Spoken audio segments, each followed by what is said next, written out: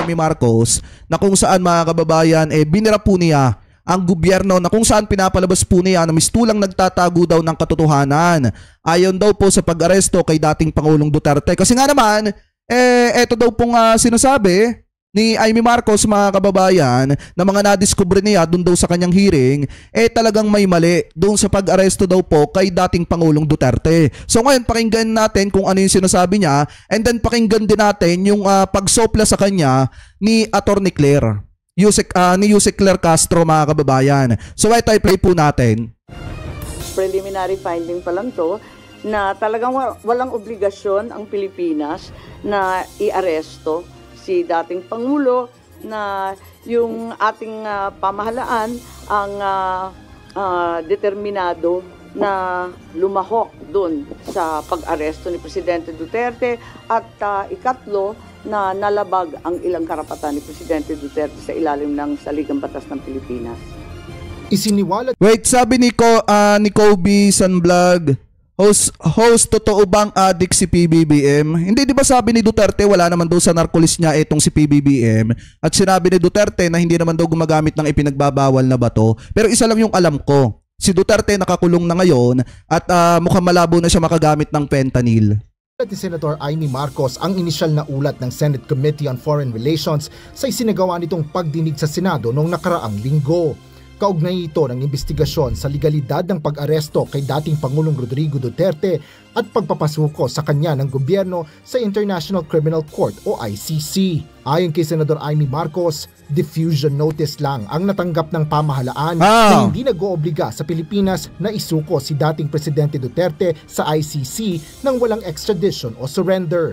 Pero take note mga kababayan nagpapasalamat ang ICC kasi napatunayan ng Pilipinas na umuusad pa rin ang batas. Yun yung sabi mga kababayan. Kung titingnan ninyo, ang laki ng pasasalamat ng ICC kasi ngayon ay mapapapanagot na etong si Duterte po sa kanyang mga kasalanan, at higit sa lahat uusad na yung investigasyon, yung trial dyan po sa International Criminal Court dahil sa pagkakaaresto kay dating Pangulong Duterte. At kahit anong gawin ni Amy Marcos na paghihiring dyan, kahit ano yung sinasabi niya na mga nadiskubre niya, hindi niya maiaalis ang katotohanan na nasa jurisdiction na ng ICC, ito pong si dating Pangulong Duterte. Maliwanag naman ang sinabi ng spokesperson ng ICC. Wala silang pakialam sa kung paano naaresto etong si dating Pangulong Duterte. Ang mahalaga, nasa kamay na nila etong si Digong. Kahit noong matapos isagawa ang provisional arrest sa dating Pangulo, wala rin anyang indikasyon na hinihiling ng ICC na ilipat o isuko si former President Duterte sa naturang international tribunal. The Philippines had no legal obligation to arrest former President Rodrigo Roa Duterte and turn him over to the International Criminal Court. What was received was only a diffusion notice, not verified or approved by the Interpol Secretariat. No verification by the Interpol whether the request complied with Article 3 of their Constitution, forbidding Interpol from undertaking any intervention or activities of a political, military, religious, or racial character. Sinabi rin ng senadora na may mga pagpaplano na rin ginawa ang mga kaukulang ahensya ng pamahalaan bago pa ang March 11 kung kailan inaresto si Duterte. Lumalabas din na may mga nalabag sa mga karapatan ng dating Pangulo nang ito ay inaresto. Finally, my third preliminary finding was that there were glaring violations of the rights of the former president.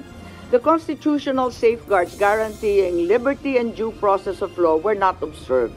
No warrant was issued by a Philippine court. The arrest did not fall within the exceptions of a warrantless arrest.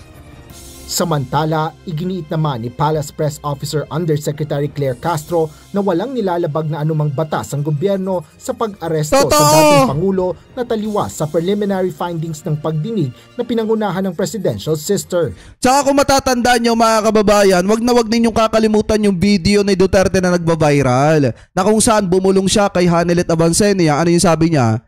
Umuwi na kayo!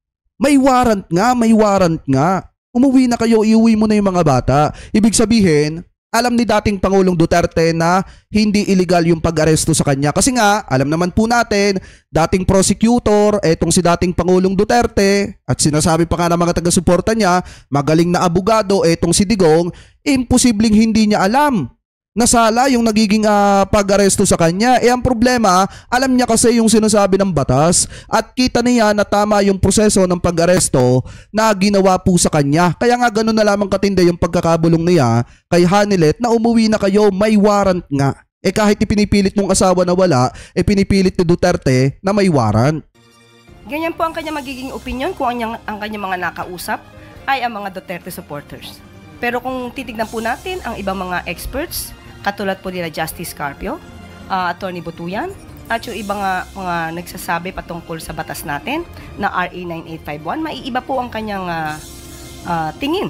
Tsaka take note mga kababayan isang former judge ng ICC mga kababayan na nagsalita na yung si Attorney Pangandanan ata yun. Pangandanan or Pangandanan. Pakitama na lamang po ko kung ako po ay mali. Ang nagsasabi na tama yung naging procedures ng pag-aresto kay dating Pangulong Duterte. Walang nilabag na batas ang ating gobyerno mga kababayan at wasto yung ginawang pag-aresto dito po kay Digong. Ano po ngayon ipagpatuloy pa natin sa nasabing issue. Sa gitna ng magkakaibang pananaw sa issue, binigyan diin ni Senador Amy Marcos na dapat siyang hayaang malayang makapagsiyasat upang malaman kung ano ang mga pangyayari at kung may nalabag na batas. Malaya naman siya Gayon din ang mga bagong lehislasyon na kinakailangan kaugnay ng pangyayari. Sa patuloy nilang pagbabanggit ng executive privilege, sub judice, ng national security, talagang parang mistulang nagtatago ang ating gobyerno ng mahalagang katotohanan. Sagot naman ng Malacanang, dapat unawain din ni Senator Amy ang layo ng executive privilege at iginiit na walang itinatago ang gobyerno ukol sa naging pag-aresto kay dating Presidente Duterte. Tama! Kasi ito pong executive privilege is rooted from the separation of powers. Sa may mga pagkakataon po talaga, including po yung mga issues concerning national security, diplomatic relations, military affairs, and internal deliberations within the executive branch, hindi po ito dapat nais na po publiko. So magkakaroon po ito ng undue encroachment by one branch of the government over another. So wala po tayong itinatago. May mga pagkakataon lamang po na yung ibang mga napag-usapan ay hindi dapat isinapopubliko. Totoo! Nilinaw naman ni Senator Amy na wala pa silang konklusyon sa investigasyon kaugnay ng pag-aresto sa dating Pangulo. Mukhang masusundan pa ata mga kababayan ng isa pang hearing itong ginagawang investigasyon ni Senator Amy Marcos. Mukha atang lulubos-lubusin niya yung pagpapahiring dyan po sa Senado about sa pagkakaaresto ni dating Pangulong Duterte. Pero sana tandaan natin mga kababayan yung sinabi ng spokesperson ng ICC. Wala na silang pakialam kung paano naaresto etong si Duterte sa Pilipinas. Ang mahalaga, nasa kamay na nila etong si Digong. So ang tanong dyan, ano pa ang purpose ng hearing ni Senator Amy Marcos na mga gagawin pa sa mga susunod na araw? Para saan pa yon? Wala na nga Si Duterte na sa International Criminal Court at ang ICC na ang magdidesisyon kung saan bansa siya pipwede, kung sakaling pagkalooban siya ng interim release, kung saan bansa siya pwede na magstay para namnamin niya yung pansamantalang kalayaan niya. Ang problema, kung magsasagawa pa siya di umano ng mga susunod pang hearing, para saan pa yun? Ano ang purpose nun? Magaling pa ang gawin mong hearing, Senator Amy Marcos, umpisahan nyo na yung impeachment trial at yun ang may galing. Hindi pa rin anya tiyak kung magkakaroon pa ng ikalawang pagdinig ang Senado dahil kailangan pa nitong timbangin kung may kabuluhan pang isagawa ito. Asher Cadapan Jr., UNTV News and Rescue. Diyos ang aming sandigan, serbisyo publiko ang aming pinahalagahan. So ngayon, kung titingnan nyo mga kababayan, napakaganda ng pagkakasagot ni Atty. Claire. And then kung makikita nyo naman, may mga sinasabi pa itong si Amy Marcos na meron pang hindi maliwanag sa kung ano yung naging pag-aresto kay dating Pangulong Duterte. Parang nagpapahiwatig na magsasagawa pa ata ng mga susunod na hearing sa mga susunod na araw. Kawawa naman ang taong bayan. Kasi alam naman po natin na pera ng mamamayan yung ginagamit dyan tuwing magsasagawa sila ng mga hearing, tapos ang ending, wala din naman pupuntahan at wala din naman pong mangyayari. So ang tanong dyan mga kababayan, para saan pa yung mga susunod na hearing pa kung sakasakali na magsagawa ng hearing etong si Senator Amy? Ano po, so ngayon, bukod pa dyan mga kababayan, sa mga isyong yan na pinaggagawa ni Senator Amy Marcos, naging matunog din naman at naging maingay yung pag-aklas or pag-alis ni Senator Amy Marcos mga kababayan sa alyansa para sa Bagong Pilipinas na naging dahilan ng paglubog ng kanyang pangalan sa mga survey na lumalabas mga kababayan na dating pang 14 siya, ngayon bumagsak na pang 60 na lang etong si Senator Amy Marcos sa mga lumalabas na survey. So pakinggan po natin yung naging sagot ni Undersecretary Attorney Claire Castro hinggil po sa pag-alis ni Senator Amy Marcos sa alyansa para sa Bagong Pilipinas. Ito i-play po natin. In relation to that, may we get your reaction on Senator Amy officially withdrawing from the alyansa? Ano po yung naging reaction ni Presidente dito, and what does it say about the relationship between the siblings, ma'am? Sa ngayon po, siya naman po ang nagsabi na siya ay kumakalas na. Alyansa, dahil lang sabi niya ay hindi yata pareho ang kanilang mga adhikain, ang advokasya. Kung hindi po talaga nalilinya ang kanyang mga paniniwala sa paniniwala ng alyansa, mas maganda po siguro talaga na siya ay umalis dahil kung hindi niya pa paniniwalaan ang mga programa ng alyansa, hindi po talaga magkakaroon ng magandang relationship. Tama! Pero kung ito ay ipapaubaya natin sa campaign manager na si Congressman Toby Chanco. But ma'am, does her statement show that there could be a deeper rift between the two siblings? Kasi ma'am, meron siyang binanggit ngayon na tinake against daw, allegedly ni Presidente, yung investigation niya sa pag-aresto kay Duterte. Wala po tayong nadidinig na anumang salita mula sa Pangulo. Kaya nga! Ano po ang nagsasalita ng mga bagay-bagay na katulad ng ganyan? Siguro yan po yung kanyang pananaw. Pero sa Pangulo po, wala po tayong madidinig. Thank you, ma'am.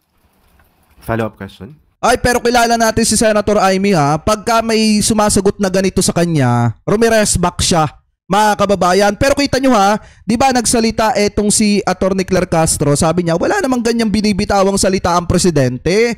Ikaw lang naman na nagbibitaw ng mga ganyang klase ng salita sa publiko laban sa presidente. Kasi ang pinapalabas ni Amy, kaya siya nawala sa alyansa para sa Bagong Pilipinas kasi nagalit si PBBM dahil nga nagsagawa ng investigasyon ito pong si Amy patungkol sa pagkakaaresto kay dating Pangulong Duterte na parang ang pinapalabas kasalanan ng publiko at may pagkukulang at pagkakamaling ginawa ang gobyerno ni PBBM. Kasalanan ng gobyerno ni PBBM at pinapalabas niya na may pagkukulang at maling ginawa ang gobyerno ni PBBM doon po sa kanyang hearing. Kasi kung tutusin mga kababayan, sobrang bias naman. Bakit?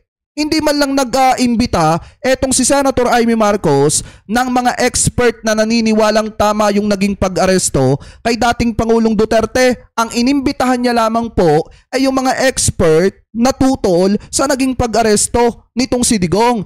Kung patas mga kababayan yung kanyang investigasyon, sana inimbitahan niya rin yung former judge ng ICC na si Judge Pangandanan ata yon mga kababayan o Pangandangan. Pakitama na lamang po ako. Dapat inimbitahan niya din etong si Carpio, etong si Attorney Carpio mga kababayan or etong si Chief Justice Carpio na kung saan para naman masabi ng mga kababayan Pilipino natin na naging patas yung kanyang investigasyon na isinasagawa doon po sa kanyang hearing. Ang problema, ang mga inimbitahan niya ay yung mga tutol sa naging pag-aresto dito kay dating Pangulong Duterte at yung ating mga kapulisan na umaresto dito kay Digong. Kaya nga kung titingnan nyo, talagang dinidikdik nila doon yung ating mga kapulisan at yung ibang sangay, ibang sekretary ng ating gobyerno. So ngayon, pakinggan pa natin yung sinasabi dito. Pia Gutierrez, ABS-CBN. Nabanggit din po ni Senator Amy Marcos that tracing the timeline of the events leading to the arrest, the administration only changed its tone from non-cooperation to cooperation with the ICC as the political relationship between the Dutertes and the Marcoses soured, or the Dutertes and the administration soured. Your comment on this one?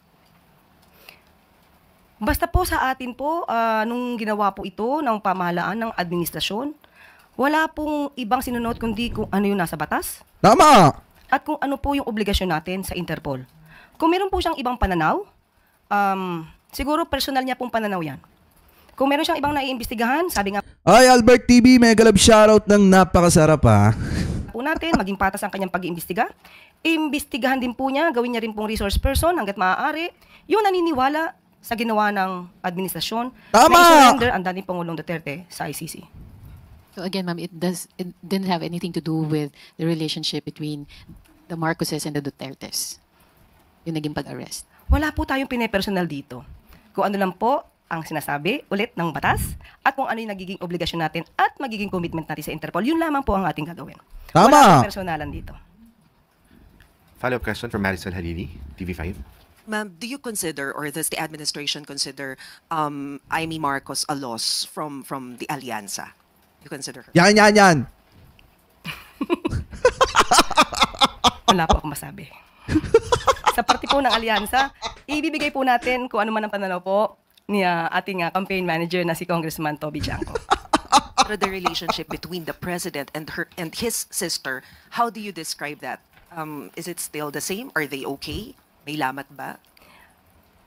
As we can see from the statements of Senator Amy Marcos, it seems like there is. But on the part of the president, we cannot say that there's a rift between the relationship, in the relationship of the two siblings.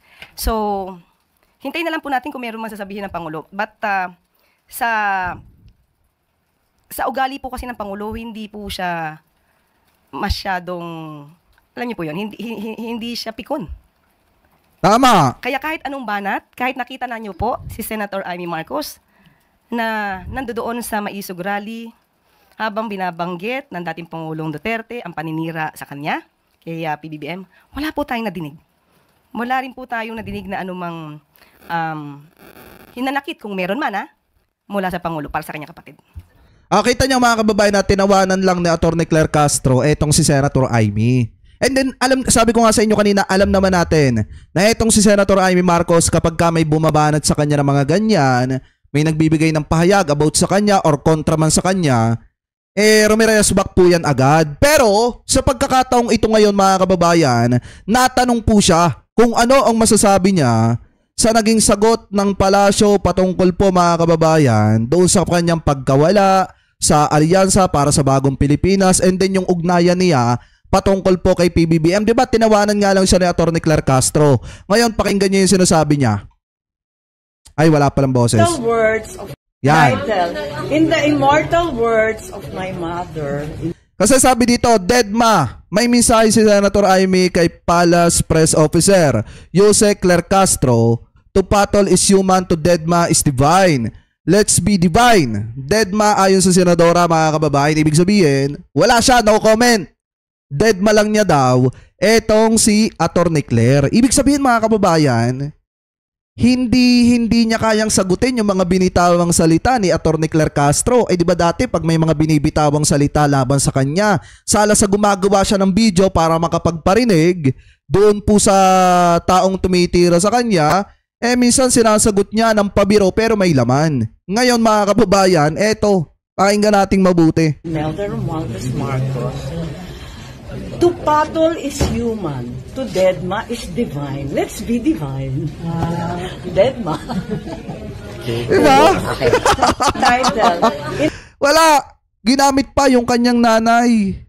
Diba? Ginamit pa yung kanyang nanay para lang makaiwas sa katanungan ng media kung ano ba masasabi niya about sa naging apahayag ni Atty. Claire Castro. Yan nga po yung sinasabi ko sa inyo mga kababayan Wala dito sa pagkakataong ito. Unang-una, hindi naman alam ng mamamayang Pilipino kung para saan yung kanyang hearing, kung saan din papunta. Pangalawa naman, bumubulusok na po yung kanyang rating sa mga lumalabas na survey. Ibig sabihin, pabagsak na ng pabagsak etong si Senator Amy. Ang tanong ngayon, saan siya pupulutin? Diba? Ipagpatuloy pa natin. Next question, Ivan Mayrina, GMA7. Yusek, this question is on the subject of interim release for former President Duterte. Isa raw po sa mga kondisyon for granting such a motion, according to the ICC spokesperson, is that for the country, in this case the Philippines, will accept this release and agree to certain guidelines and conditions to be set by the court. Is the Philippines going to accept the former President's interim release and commit to comply with the guidelines to be set by the ICC? With that, does it mean that we have to recognize that ICC has jurisdiction over the Philippines? I believe the family of the former President Duterte is asking and praying from the Supreme Court. that the government should not cooperate with the ICC. So it means that if we will not cooperate with the ICC, even that prayer or even that manifestation of the ICC, we will not take cognizance of that.